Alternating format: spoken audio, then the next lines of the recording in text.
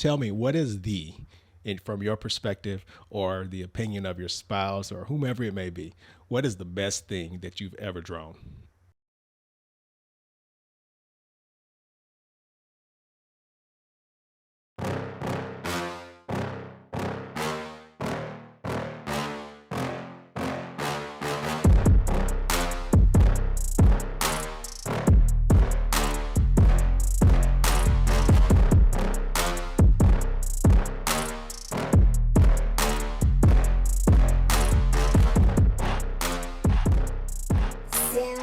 Sensation Nation.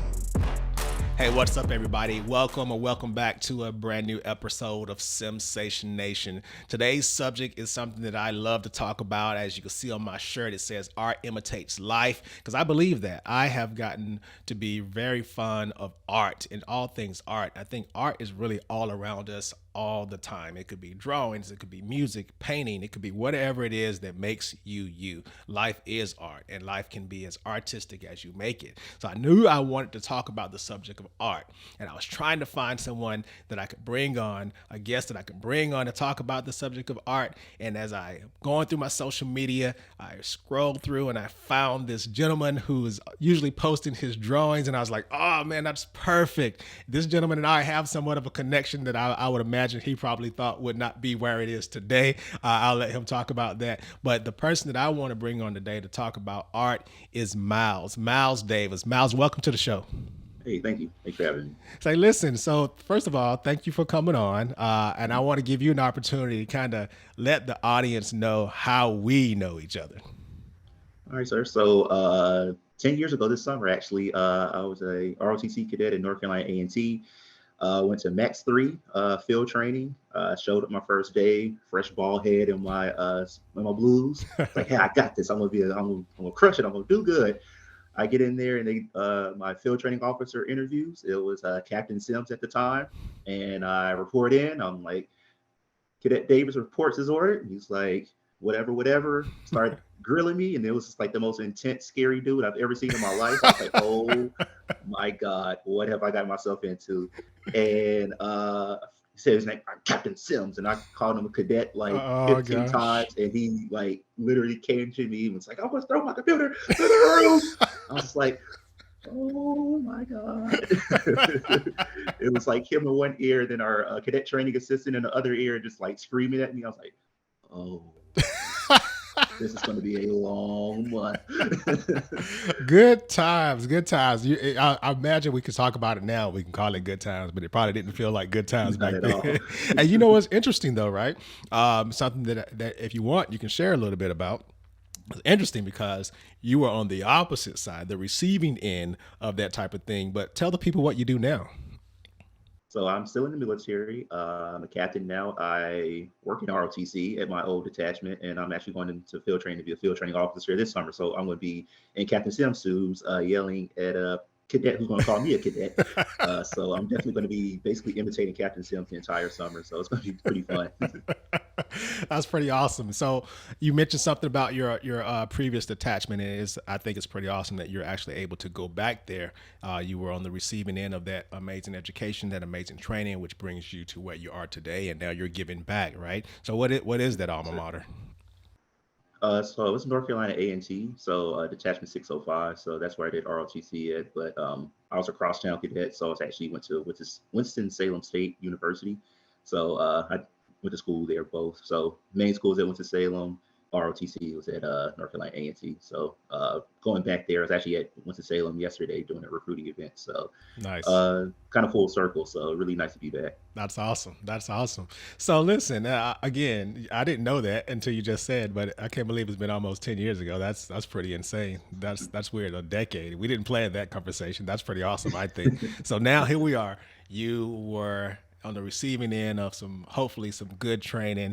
You're doing some great things today, and here we are talking, friend to friend on a podcast about a subject that I like, and it sounds like you do too, and it's the subject of art. So tell us, what kind of art do you do? So I mostly do traditional art. So traditional isn't like I draw it and like hand, like all by hand and stuff like that. So I use markers mostly. So there's like digital art where it's like on like the iPad and stuff like that. I really don't know how to do that yet. So it's more traditional art. So right now it's just more like a hobby and something I do just to something I really enjoy doing though. Okay, so that's a good point that you bring up. What I'm used to, from what I can recall, is you get you some paper, you get you a pencil or whatever it may be, whatever your medium is, and you kind of draw it out. But there is Mhm. some modern technology today that allows you to do that on iPads. And you mentioned that briefly. What is that again? What does that involve? So that's more like digital art. So there's an app you can use like Procreate or Photoshop, where you can just basically do it all digitally, or you can just like do a normal sketch, scan it, have it on your iPad or whatever device you have, and then you can put it on Photoshop, Procreate, and then you can draw it that way. So it eliminates mistakes. So if you Mm, do make a mistake, you can just go and erase it, and it looks better. And that's typically where art is going now. More comic books and like people that do commissions and stuff like that. That's more on a digital side. It's less traditional, like old school Disney, like back in the 50s, where mm, they literally had to like hand draw everything. People really don't do that anymore. So it's more like CGI. I know AI was like a big topic a few like last year with people like stealing their arts and stuff like that. But right, yeah, it's more digital. So I'm not in the digital world because I didn't go to school for this. So I really have no clue what I'm doing digitally. I right, tried it and I was right. like, yeah, this is not for me. So I just stick with more traditional art. I So hear like you. the more old school hand by hand and everything. It takes way longer, and if you mess up, you kind of just have to figure it out or just start over. So Right, right. that's what I enjoy. That's awesome. I don't want to put you on the spot because while you were talking, I thought of something. And if you don't know the answer, Mhm. that's okay because I can't recall it right now. But there's this new thing that's out there where you can have these little digital art pictures or whatnot, and you can claim them as your own and you can sell them. It's almost like cryptocurrency. Do you know what I'm talking about? Not never heard of Yeah, it. yeah. So So now they've got these new things, and I'll have to drop it in the show notes. And it's like I okay. developed this little digital art, and now it's mine. I own it, and it's like I'm selling my art, kind of like digital currency. And I saw that one day, and I was just like, wow, this is insane. Like you can create these images, and people actually own them. So I have to look that up. Now let me ask you, how long have you been drawing? So I've been drawing since a little kid. So I guess a long story. So started in church because when I used to go to church when I was a little kid, like six or so, I used to fall asleep, and so my mom would rip out pieces of scratch paper or whatever, and just like, hey, take notes, and she was like, hey, take like three things the pastor said, and after you write your three things, you can draw. So she like I wrote my three things, and I just start doodling and stuff like that. And she started off with like box figures, like, hey, draw this box and do this, and then go from there. And so it started basically in church, and then I started getting more and more into it. I had like little sketch books and stuff like that, and it started off with like box figures, and they got better and better over the years. So I did that from around like six to middle school. And then when I got into high school, I got really into football and sports. So I was always in sports, but I really got into it. So I stopped drawing as much in high school. So I kind of stopped for a little bit. I'll draw here and there, but nothing too serious. And then got into college, didn't have a lot of time for that either. And then it was my senior year of college or on like a winter break, and I didn't have anything to do. I didn't have a job at the time because I was a contracted cadet, so I was kind of making a little bit of money. So I was just chilling at home during winter break, and I was like, oh, let me pick up some. Let me go run down on Michael's and grab some color pencils. I'm kind of bored, so started drawing. I drew a picture, and then it was like, oh, this actually turned out really well. And then I Mm, was like, oh, okay, let me try it more and more. And then so that was like 2014. That's when I started taking it serious again, basically serious again, and then started growing from there. I was trying to like just find my style. So at first, I wanted to like back in 2014, I wanted to do like hyper realism, where it's like I can take a picture and it looks like a real person, like a photograph. I mm. was seeing that online, so I was doing that with, like color pencils, and that was really really hard. But and so I was trying that, and then I was like, oh well, anime's cool too. So like drawing like the like Dragon Ball Z and stuff like that. So I was like, oh, let me try that. And then I was just bouncing around from different types of things. And then I would say probably like in 2020 when the world shut down and we were like quarantined. That's when I kind of when I found my like the style I'm at now. So it's not hyper realism, but it's not like cartoons either. It's kind of like somewhere in between. I usually mostly use markers, so it kind of looks like a cartoon, but it kind of looks semi-real ish. So I guess that's where I'm at now. So I'm trying to like just make that skill get better and better over time. So from 2020 till now, I can definitely see like the huge like jump in my skills. And I really like the way I'm doing art now, so I'm like continue that now. So, long story. Start off in church. So my wouldn't fall asleep and embarrass my mom. Your mom's a genius. Your mom is a genius. I like the fact. You know what's beautiful about that? And she did it in an artistic way. But she got you to pay attention in church for one, because you were Mhm, learning, you were actively learning. Write down three things that the mhm. pastor said. So you're like, hey, I gotta go and do this part. So I gotta listen to do it in order to get to my art. And I think that's pretty ingenious. So let me ask you now, Mhm. what does drawing do for you? Like how does it help you? How does it make you feel? Do you feel that it could be good for your mental health? What does drawing actually do for you in this case? Um, how does it do for me? So, it helps. Like I said, mental health. I'm more of a naturally introverted person.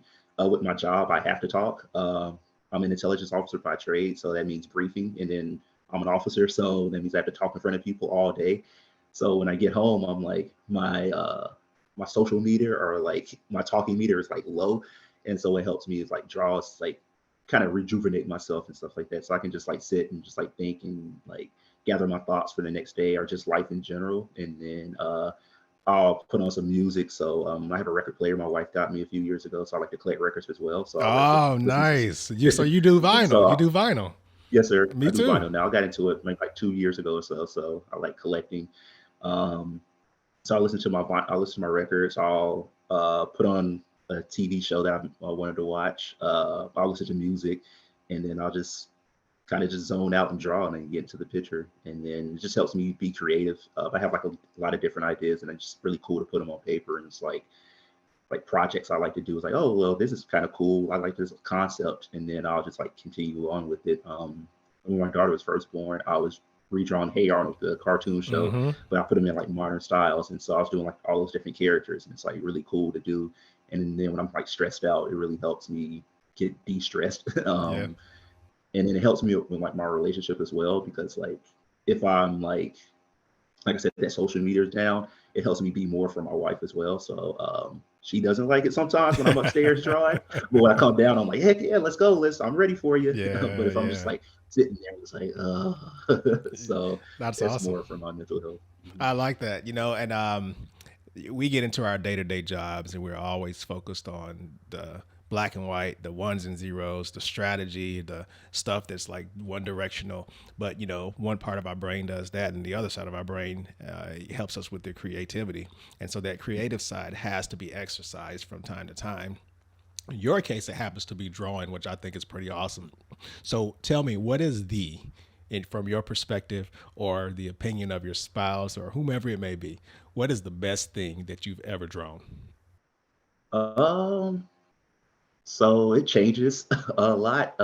Right now, it can be the best right now, and then like next year, I can be like, oh, this is like way better. So it's like a picture I had with like, so I'm a nerd. So it was Batman and Joker. It was like a split picture, and I actually sent it to you, and I have it on my phone. So it's actually hanging up in my room or in my loft right now. But I would say it's like they were split in half, and like one half is like Joker, and the other half is like Batman, and it's like a portrait and with like done with markers and things like that. So it's like really cool. So I can try to show you on my phone. Sure, Hopefully, sure. it turns out okay.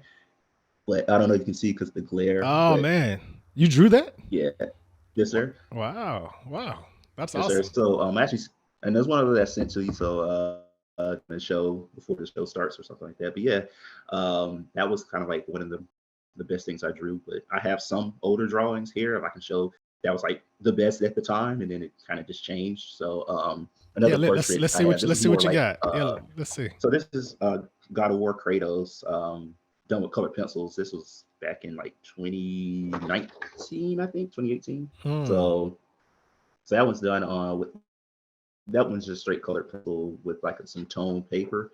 So I did that. That one it took a pretty long time, but that's something that I guess that was cool at the time. And then this was not like my best, but kind of like what I like to do. I just take traditional superheroes and then make them kind of look like me or like people that look like me. So there's like a black Superman. So I I love say it's it. not my best, but I really like how the concept is and how it came out. This one's probably like think I did this one back in 2020 when I started really getting to like trying to find my style. So that's kind of like the last picture with Superman. That's kind of like my style now, and I've just been, you know, getting it better for this through these years. Nice, nice. You earlier, well, first of all, it looks like that's way more than just a hobby because, I call this podcast my hobby, and I'm not the greatest at being the podcaster yet. I'm still working on it, but it looks like you've kind of mastered your trade. So it looks like it's more than just a hobby to me, and I think you're actually doing a really good job with it for sure. And you mentioned earlier about it being a hobby. Now, are you part of any art clubs, anything like that, or is it literally just solely a hobby for you, some time to decompress and de-stress? Right now, it's just solely a hobby. I'm not really on any art clubs. I'm also like Facebook pages where like artists share their work, and I share mine from time to time. But more, just more of a hobby. Like I know people's like, oh, you should try to like sell your work and stuff like that. But I really don't want to do that. I wanted to keep it the way it is now, so I can like, I don't have to be like put in a box. Basically, it's like, oh, well, you have to do this, or you put on a deadline to do this, like do a work or something like that, or somebody's asking to pay for it. I want it to be perfect, and if it's not like perfect, then I'm like, oh crap, I got to keep redoing it. But if it's like something I do just for fun, it's like, oh, it's not my best work. I can get better with it. You know, it's not that big of a deal if I like get bored with it. Because a lot of times I'll start a picture, I'll get bored with it, or Sure. then I just won't go back to it. I was like, oh, I'll go back to it later, and I just never do. So I don't want to like, I don't want to make it a job. I wanted to keep it different. I want to keep my like work and hobbies like separate. Um, so yeah, I didn't want it to become basically a job where I'm like having to do it. Like, Sure. oh man, Sure. it's like, oh, they already paid me, so Yep. let me Yep. just do this and Yeah. stuff. So Speaking of pain, it just occurred to me what I was trying to allude to earlier about the cryptocurrency like art is actually called NFTs, the non fungible oh, tokens. And it's essentially, again, your ownership of a piece of digital art, and you can sell it like cryptocurrency and resell it and increase in value, things like that. So I knew it was going to come to me at some point, but I like the it's fact that you're doing it for the love of it. You know, you're not necessarily trying to make money off of it or whatever it may be. I'm going to tell you right now, cannot draw. This podcast helps me with my creative side, and it helps me with my artistic side of the brain.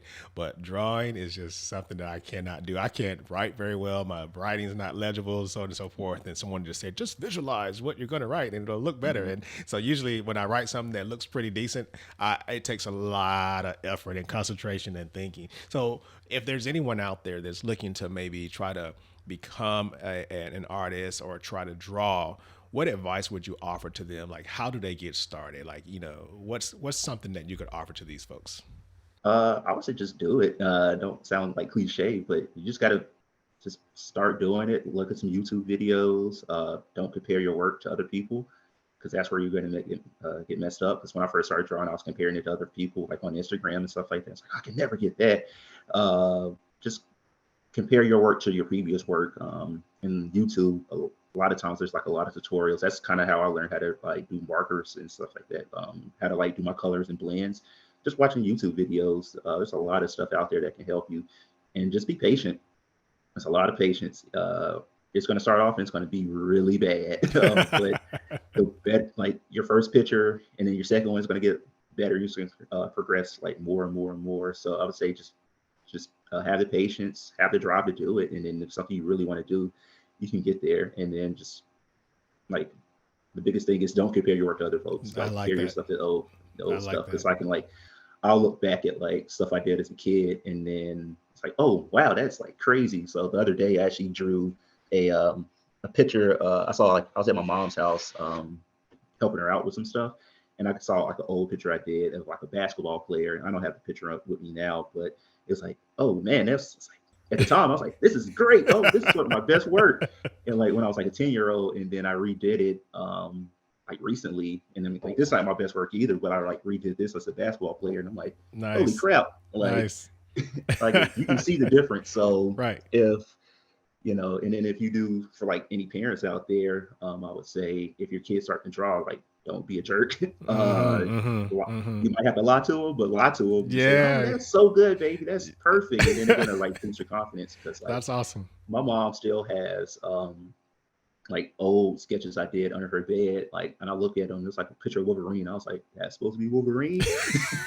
And I was like, oh, thank you for lying to me, mom, because she boosted my confidence and helped me keep going. So Yeah. She didn't positive shoot. She didn't. reinforcement. She didn't shoot down your dreams. She gave you positive reinforcement, and it's funny. Well, first of all, I really appreciate you for offering advice to the parents. We're offering advice to the future or potential artists out there, which I think is amazing. But I do thank you for taking the angle of offering advice to the parents too, right? Because we have to motivate the people, the young ones, the kids, and not shoot their dreams down. There's been those times. Of course, you hear those jokes all the time.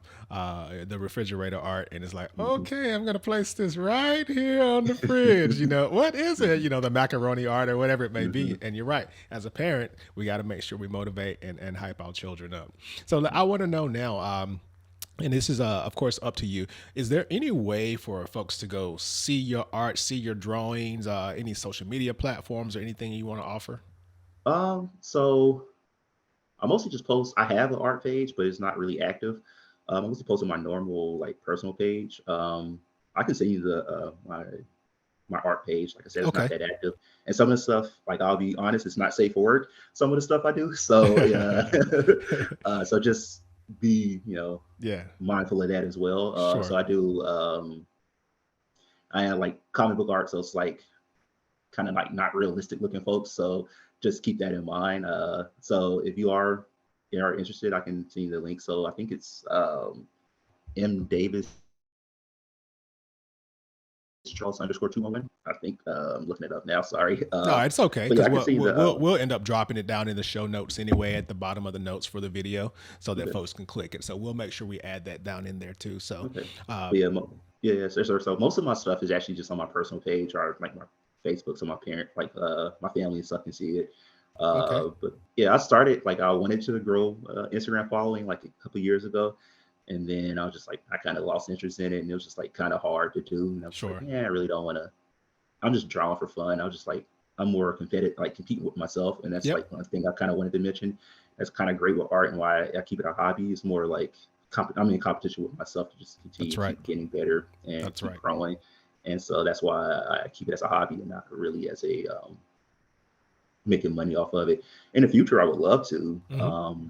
Once I retire from the military, and then that'll be something cool to do. But I'll have to get into like more digital art. Yeah, I would love to like I like coloring more than actually drawing. right, right. So I would love to take other people's work that's like they ink it and line it and do all the drawing, and then I can just come in and color it because I really enjoy the coloring aspect because my drawings themselves aren't the best right now, but I really feel like my colors what makes my pictures pop, Mm, and so that's like what I'm really into. So if I could just like skip to like the coloring portion of it and sure. not actually have to sketch out and draw stuff, I would love to do that. So that's kind of like where if I were to make it not a hobby and go into like a career of it, then that's kind of what I'll look into. This more like coloring. Okay. I like the fact that you also reminded everyone to, in so many words, you said, don't take it too seriously. Don't take yourself too seriously. And that's the beauty of art, right? You're supposed to be free. You're not supposed to be so rigid. You're not supposed to feel like you got to, dot all the I's and cross all the T's and stay Mhm. within the lines and things like that, because growing up, we were taught so much of staying and coloring the lines, and things like that. And I think that did teach us a great skill, staying in the lines, if you will, metaphorically. But at the same time, today's art is all in the eye of the beholder, right? Mhm. And it depends on how you look at it, right? One person may see something one way and another person may see something a different way. And again, I think that goes back to the art imitates life, because we have to Mhm. make sure that we just don't take things so seriously. It's the artistic side of life. It's the artistic side of the things that we do. And I personally, I want to say thank you, and I appreciate you for coming on to kind of share your viewpoints. Any last final thoughts you want to share with the audience? So yeah, you made saying like it does like the great thing about art. You don't have to stay in the lines. You can kind of make it the way you want, and then that's kind of what I learned when I was watching some YouTube videos. One of my favorite artists on YouTube, I think his name is ADC Art Attack. It's kind of a funny name, but he was basically saying like art should be fun, and so it shouldn't feel like work.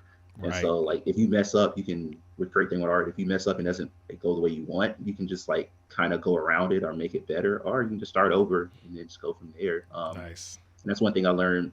I don't want to make it more military, but that's one thing I learned from being in intel school when I'm giving stand up giving briefings. It's like they don't know what you don't know. That's right. So That's right. That's right. if you mess up something, they don't know that you messed up. So and then it's the same with art. It's like, oh man, that didn't go the way I wanted it. Unless it's like crazy, unless you give somebody like six fingers, then they don't know that that wasn't supposed to look the way it looked. So Right. that's the great thing about art. So you can just make it the way you want and just have fun with it. That's if you going back to like for any advice for people that starting off with drawing, just have fun. If it's Hmm. not fun, then you know, it, I don't know what to tell you, but yeah, it just Yeah. should be fun. So Then maybe you should do some other things if it's not as hmm fun for you. And again, as you said, if it feels like work, then it might not necessarily be the hobby that you should be pursuing. And kind of hmm again, as you mentioned, they don't know what you don't know, and it's like, yeah, I meant to do that. I meant to do it just like like that. So art does imitate life, and in life, if something doesn't go exactly the way you want it to, same thing in life, you can start over, just like art, right? And so, coloring within the lines, yeah, if that's what you're charged to do, but at the same time, be free. It should not feel like work. So, Miles, yes, sir. before I let you go, I like to hmm end every single episode of my fun little question opportunity, and it's Okay. called "What is your preference?" And it's 10 questions, a speed round of whatever comes to your mind. And so, I'm going Okay. to hit you with the first question. Question number one: when it comes to pizza, should you have fruit on your pizza or not? No. No, no fruit on a pizza. Now, I remember you saying something about being in Hawaii at one point in time. So Mhm. you're not a Hawaiian pizza fan? Nah, I had it once. I'm not a fan. I'm more of a savory guy anyway. So Okay, okay, mhm. all right. Basketball greatness. You mentioned something about you being into sports. Mhm. Uh, you're in North Carolina. Keep in mind, Yes, sir. Michael Jordan, Mhm. LeBron James. Michael Jordan. Can I explain though? Please, you So I'm not absolutely gonna. can. Of course, Michael Jordan. I'm an older millennial. I grew up. Michael Jordan was the best in my opinion, but I don't want to like put down LeBron James either. I feel like it should be 1A, 1B. Ooh, I don't want to okay, like. I don't want to put down LeBron James because he's great as well. sure, And I'm a Miami Heat fan, so it was okay. before LeBron got there as well. Okay. So, I like the okay. asterisk. It's okay. It's okay to have Mhm. the asterisk on there. It's so funny when I ask that question, but it puts people in a weird position sometimes. Yes, sir. So books, audio or paperback? Paper. Okay. All right. Physically fit. I know you're already physically fit based on the job that you do. When you go to the gym, do you prefer leg day or do you prefer arm day? Arm day. Arm day as well. Same here. I usually stay away from the legs. That's why they look about this big. Same. Uh, None of the above is quite okay for this next one. But in the case you have a day, or if you consume alcoholic beverages, would you prefer a strong cocktail or a glass of wine? A seltzer. Seltzer, it is. There's nothing wrong with that. Communication. Question number 7. Are you a texter, or are you kind of like, hey, don't send me a text. I need you to pick up the phone and give me a call? Texter. Texter, same. Okay, travel. Mhm. Would you rather take a nice long road trip or just hop on an airplane and go somewhere? Oh, airplane. Awesome. I hate road trips. Likewise, likewise, especially if I'm driving. That's not my Mhm. thing. And I'm Never. always driving. I was like, man, I'll get sleepy. I can sleep on the airplane. Most of the time when I get on the airplane, I never recall when the airplane takes off. I'm usually asleep before it even takes off. Question number 8, attire. Are you kind of a t-shirt kind of guy, or do you prefer wearing a nice polo? T-shirt. Okay. And this is going to be interesting for you. Question number 9. When it comes to, let's just say, out of these two, your favorite hero, would you choose Superman or would you choose Iron Man? I'm gonna go with Superman because I am a DC fan Okay. more than Marvel. We can have a whole nother podcast about that, but I'm more of a DC fan, so I stick with Superman. Okay, I like it. Make sure you go watch my podcast about movies. There was a good conversation about Marvel versus DC on there. Mhm. And then last but not least, you already answered this early on, which I think is awesome. When it comes to music, do you prefer digital music or do you prefer vinyl? So at first it was digital, but now I'm actually going leaning towards vinyl. I like it. I like to go and just like physically go and find stuff. I don't know if I have time, but like yesterday, after just like a record store in Winston-Salem where I live in North Carolina, and I was looking for this Tribe Called Quest, the Low End Theory album forever because I have their first album and I have Midnight Marauders, but I don't have the second one. So I've been like trying to find the second one, and then I was like going through, it's like get prepping myself for disappointment because I saw Midnight Theory. I saw People Distinctive Travels. I was like, oh, of course. And I saw Lou in Theory, and it's like the only one left. I was like, Oh, nice, oh. So nice. I really enjoyed that. Nice. That's good. Hey, Myles, let me just say again, thank you for taking some time to spend it here on Sensation Nation. I'm proud of you for, first of all, to go from, being on the receiving end of some good training and now you're Yes, sir. out there giving it back and developing some productive members of society. Something that you referenced earlier was that, hey, I'm a nerd. And, I think being a nerd is cool today. So I think that's a good opportunity to express the artistic side of yourself. Being a nerd is actually in. It is a cool thing to be in the current day and time. So thank you for sharing your philosophy and your perspective on art. I hope this is going to help someone and just not just necessarily from a drawing perspective, but allowing people to know that, hey, if you mess up, it's okay. You can start over or you can just let it be how you want it to be. So I appreciate you for coming on. Thank you for having me. All right, ladies and gentlemen, thanks again for tuning in with us here on Sensation Nation. Until next time, I'm out.